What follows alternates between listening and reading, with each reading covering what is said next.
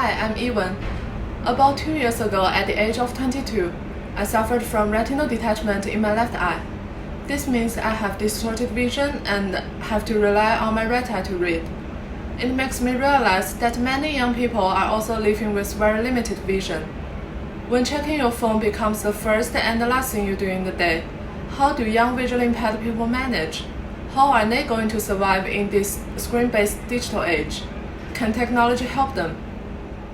I went to Queen Alexandra College in Birmingham. It is a national college for people with disabilities. A visually impaired student, Jordan Long, was taking a mobility session. It's to teach him how to use public transport independently. NW 24, Birmingham, National Express West Midlands, 19. And then what I do from then is I get a card out of my bag that says 24 on it. And I'll hold that up so the bus driver knows what bus I'm on. Hi, my name's Jordan. I'm a student at QAC studying IT. I'm going to try and pronounce it the best way I can. I think it's microphthalmia with collobomus or something like that. It's very hard to pronounce, but basically I can see things up close and only really in the right eye. I can see light and shadows in my left, and I've got completely no long distance. So, well, since I from birth, I've grown to get used to it. Really, I've not really known anything different. So, I just get on with life and just overcome obstacles as I go. In this college, I think, really, my life in this college is quite easy. It's enjoyable, positive. I get on well. Got quite a few friends, and I enjoy what I do. Studying in a specialized school brings a sense of security to visually impaired people, but building up confidence takes time. My name is Glenn. I am from East London. I'm visually impaired. I've got two eye conditions, aniridia and nystagmus. I work for a local authority in the printing section, which I've done for 14 years now. Yeah, so I've been visually impaired since birth. I inherited the conditions from my mother. I have aniridia, which means I don't have an iris in my eye, which is the coloured circle which controls the size of the pupil to determine how much light comes in and out of your eye. So because I don't have the iris, I can't adjust to changes in light quite so well. So I'm overly sensitive to glare. Even when it's like cloudy outside, I can still find it a bit glary and wear my sunglasses. And I also find it harder to adjust in the dark as well. I'll adjust a little bit, but not to the same extent as everyone else, and it'll also be a bit slower than everyone else. So yeah, that's the first one. And then nystagmus means my eyes kind of shake and wobble about involuntarily all the time. I can't control that, but I don't see the world in a shaky way. It just means I can't focus on things clearly at a distance because my brain hasn't got the time to focus on anything. So things have to be close up or enlarged in order to see them clearly and read text and things like that. And even in my adult life, I've kind of had to gradually build it up again as well. Since going back into like mainstream society again, I go into work and working with people who, are normally sighted, and they don't know what it's like working with a visually impaired person. My workmates, for instance, they didn't know what I was capable of, how much work they could give me to do. They were kind of nervous about saying things in case they inadvertently upset me or anything like that. They weren't sure what sort of sense of humour I had. They'd say, "I'll see you tomorrow," or some simple phrase like that. They're a bit worried about saying that and think, well, you can't see me tomorrow, but I can. To know more about visual impairment and treatment, I spoke to my consultant, Mr. Chen at Moorfields Private. Hi, how are you? Yeah, I'm good. Can I examine your eyes today? Yeah, sure. So visual impairment is when there is some reduction in your vision sufficient to affect your ability to function. And in the UK, there is a legal definition for visual impairment. So people who are visually impaired either have significant reduction in their central vision, or they have a loss of a large part of their peripheral vision, or a combination of the two. So if you have enough loss of central vision or peripheral vision in the UK, you can be legally classified as visually impaired. It's normal to be anxious or worried about eye surgery before it happens, but I think information and reassurance and helping them understand why they are making a choice of surgery versus no surgery and the pros and cons of each, I think that can be very helpful in helping them feel at ease about surgery. One of the top hospitals in its field in the world, Moorfields has eye clinic liaison officers who put patients in contact with services outside the hospital. So often with younger patients, there might be a genetic condition. So this is something that they've maybe grown up with, or it's been deteriorating while they've been going through school and college or working or whatever.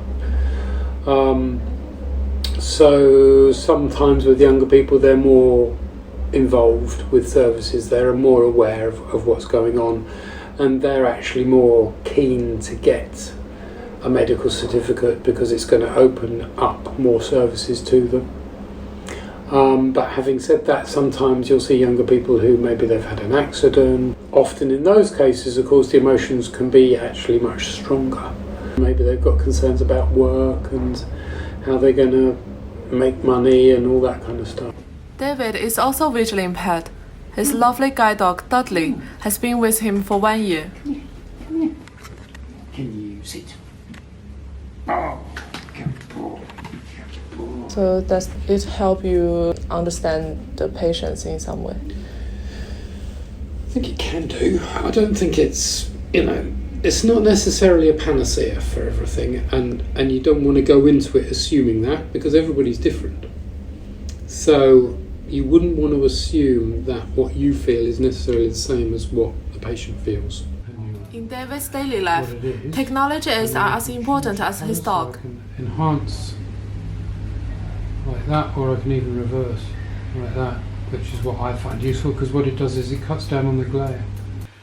What they call a diamond. Meanwhile, at Queen Alexandra College, visual impairment trainer Patrick Redmond is teaching Jordan how to use an electronic magnifier called Connect 12. Don't know if you're View, Okay. full page. so you're back on the full page. Okay. You can do multiple pages. Okay. So like if you go back, so tap on the page. How do we go back to live? You can bring that up and to go back to live. Mode, live. So you can save things. Yeah. So you can save stuff and it saves it in a gallery in a book. But you can go into multi-mode by sweeping down on the right hand side. Right hand side, yeah? No, left hand side. So on the actual screen. Okay.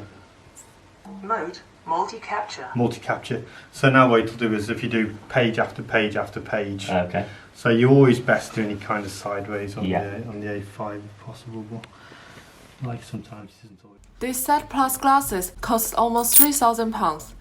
I gave it a try as well, although it made So the me big feel a button at bit the end if dizzy. You want to change the settings. It's me vibing. Not who's that? What's that? You just can't walk around No, in you them. can't. Yeah. Yeah, you have to. So I could be looking at a display board. I mean, we could go to the library and demonstrate this.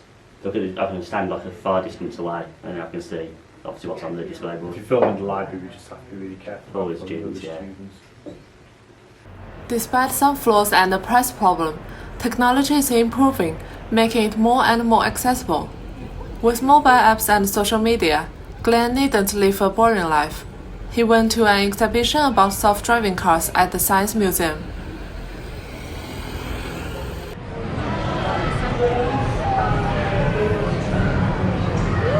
Specialized tasks in very specific environments, when they are not quite ready to take full control, training them how to interact safely with a similar, complex and unpredictable to help ensure passengers only pressed it when they genuinely didn't trust. After they got self-driving cars, would you like to try to drive?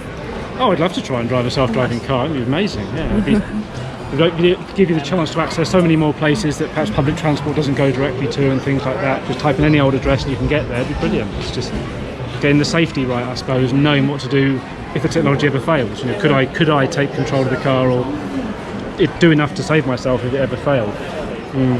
I wouldn't want to get stuck in the middle of nowhere with a car that I can't do anything with anymore. So there's got to be a lot of safety in there. But yeah, I mean, So theoretically, it I'd love could- to have a go in a self-driving car. Absolutely, yeah. Yeah, so it could be a good thing for visually impaired. Oh, absolutely, yeah, absolutely, it'd be amazing. Yeah.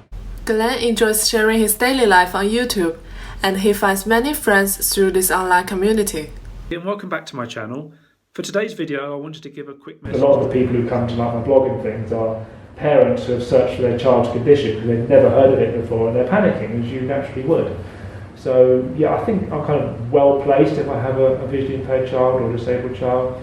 But you know, we'll just cross that bridge when we come to it. They might be perfectly fine, which is great. They might not have a disability at all. There's every chance that they'll be born without a visual impairment. So we just have to see what happens. I'd just be happy to have a child either way when it comes to that time of my life. For people who have genetic eye disease, I'm involved in quite a few clinical trials where we are looking at gene therapy, where people who are born with a missing gene or a defective gene, we're using gene therapy where we inject a virus into the retina and to try and use that virus to reinsert the correct gene into the eye to get the retina to start functioning again. So gene therapy is a very exciting area. We have one condition that now has an approved treatment, but there are many conditions that we still need to address. So that is an exciting developing area. There are other things as well that are being looked at, such as stem cell treatment, but all these are still in clinical trials. For young people with sight loss, what dream do they want to achieve in the future? To obviously finish off my level 3 IT qualification and hopefully move on to a job in the IT industry, possibly doing IT support and that sort of stuff. I think my dream is just to continue enjoying myself basically. My dream is to have stable sight for as long as I can, to settle down, get married, have a family as the future goes on. I've never let my sight loss get in the way of doing things. I've always been able to try any activity, whether I succeed or not. I realise now that bad things happen to everybody, not everything can go well, but on the whole I know that I am capable of doing well in my life. I know I'm capable of making friends and going out on my own and doing things, and I feel capable, I feel confident and I feel independent, so I have a very positive outlook on life because I know that I can do what I want to do these days.